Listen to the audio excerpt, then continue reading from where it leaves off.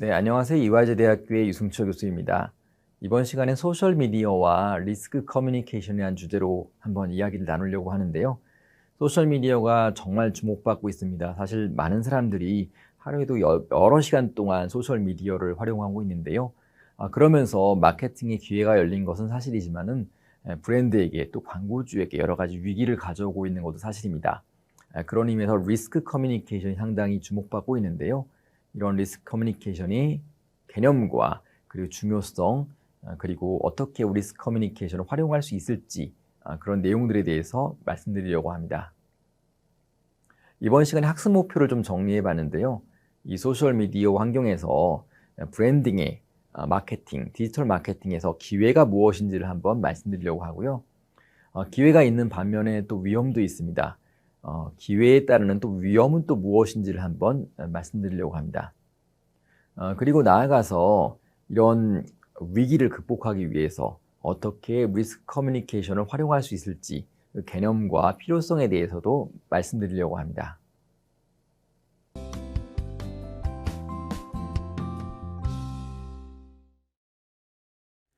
일단 이번 장은 사례를 통해서 한번 시작을 해보려고 하는데요. 보시면은 LG전자에서 만든 스탠바이미라는 아주 히트작이죠. 이렇게 이동식 어떤 TV 같은 거라고 볼 수 있을 것 같은데요.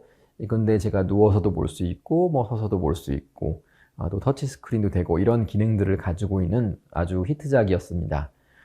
보시면은 이 히트작에 대한 제가 트위터들을 단시간에 모아서 한번 정리를 해봤는데요. 이 트위터에 뭐 보시면은 아시겠지만은 트윗과 리트윗 기능이 있습니다. 제가 어떤 것을 트윗을 하면요, 내용을 스토리를 올리게 되면은 내 스토리에 공감하는 사람들이 그걸 리트윗하게 되고 저를 팔로우하는 사람들에게 그 내용들이 확산되는 경향들을 보여주는 것이죠. 이 트위터를 제가 이제 수집을 했는데 보시면 이런 십자형 패턴을 발견할 수가 있습니다. 참 흥미롭죠. 스탠바이미에 대한 트윗을 특정인에 모았는데 이런 아주 좀 기하학적인 모양들을 갖고 있다는 것이 상당히 재미있었는데요.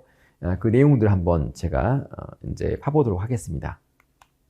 사실 이 트위터를 발생시킨 사람은 그 NCT라는 아이돌 그룹의 이제 멤버 중에 한 명이었는데요. 아이돌 멤버의 친구가 이 아이돌 한 친구한테 이 LG 스탠바이미를 구매해줬다. 선물로. 이 내용을 사실 담고 있습니다. 문제는 이 아이돌들이 여러 명이다 보니까 아이돌들 간의 소통을 또 하기 시작했고요. 또 아이돌들이 각자 캐릭터를 따르는 그런 팔로워들 집단이기 때문에 그 친구들이 또 리트윗을 하면서 이게 일파만파 퍼져나간 그런 사례입니다. 퍼져나간 나라들을 보게 되면은 한국을 중심으로도 해외에도 그 NCT 팬들이 상당히 많이 있죠. 그러다 보니까 해외까지도 이렇게 영향력을 가지면서 확산이 되어간 사례입니다. 상당히 재미있죠. 근데 그 안에 코어 그룹이라고 하죠. 핵심 그룹들은 그 NCT의 멤버 중에 3명이었다고 볼 수가 있고요. 한 친구는 연결이 좀 잘 되어 있지 않은 그런 상황입니다. 아마 소셜미디어 활동이 좀 적어서 그런 것 같은데요. 보시는 것처럼 단순히 작은 이벤트라고 볼 수 있겠죠. 물론 그런 아이돌 그룹 간의 이벤트이기 때문에 크다고 볼 수도 있겠는데요. 이런 이벤트가 전 세계적으로 일파만파 퍼져나갔고요. 물론 매출에 얼마나 기여를 한지는 모르겠지만은 적어도 NCT의 그런 여러 가지 그런 영향력을 행사할 수 있는 요소들을 가지고 많은 팔로워들한테 긍정적인 영향을 줬지 않을까 하고 예상할 수가 있겠습니다. 앞서 재미있는 사례를 통해서 미디어 파워의 중요성 이야기 말씀드렸고 소셜미디어의 중요성 이야기를 드렸는데요. 여러분도 아시겠지만 미디어라는 것은 그 화자와 청자를 연결하는 일종의 교량, 브릿지라고 볼 수가 있겠습니다. 문제는 과거에 이런 교량이 4대 매체라고 불리는 TV, 라디오, 그리고 신문과 잡지였다면은 이젠 소셜미디어로 그 축이 옮겨갔다고 이해할 수가 있는 것이죠. 하지만 미디어가 가지는 그 기능은 사실 유사합니다. 미디어는 어떻게 보면 프레이밍, 어떤 것을 보게 하는 역할을 가지고 있는데요. 그러다 보니까 현상 자체를 그대로 반영하기보다는 왜곡해 반영하는 경향성을 가지고 있습니다. 이 왜곡이 어떻게 보면 의도적 왜곡인 경우도 있겠지만은 소비자의 관심을 얻기 위해서 시청자의 호감을 끌기 위해서 왜곡하는 무의식적으로 왜곡하는 경우도 상당히 많이 있다고 볼 수 있는 것이죠. 예, 소셜미디어를 통해서 기업과 소비자의 소통이 점차 늘어가고 있습니다. 흥미로운 사례가 소셜미디어가 기업에게 큰 영향력, 특히 긍정적인 영향력이 되는 경우도 상당히 많은데요.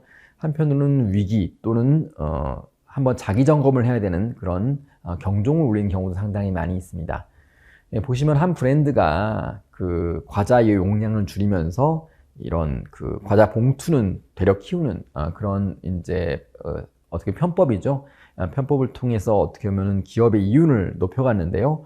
그런 것들을 이제 비판하기 위해서 소비자들이 이제 그 소비자가 만든 콘텐츠를 인터넷상에 유통을 시켰고요.